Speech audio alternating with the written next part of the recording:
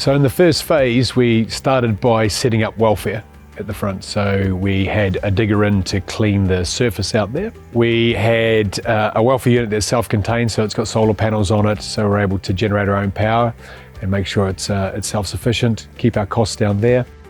We need to have a party wall agreement between our neighbours connected to us, so part of the semi, and a party wall agreement between the property that's adjacent to us. That when we were removing our chimney, we didn't damage their side. So the party wall agreement is a beautiful document to have in place. It just protects both parties.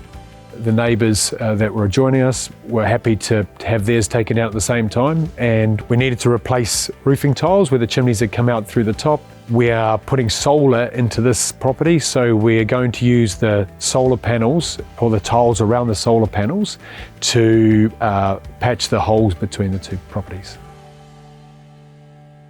So we've taken the floors up and put temporary floors down, taken the ceilings down so that we can understand better the infrastructure we have, because we need to route electrics, plumbing and the heating and ventilation through the building. So now we've got a really good understanding, because we found an anomaly in the structure. We didn't realise that the floor joists were running, let's call it east to west, not north to south. So we found that. So again, we've had to make an adjustment to our structural engineering works to allow a plate for the joist to sit onto now.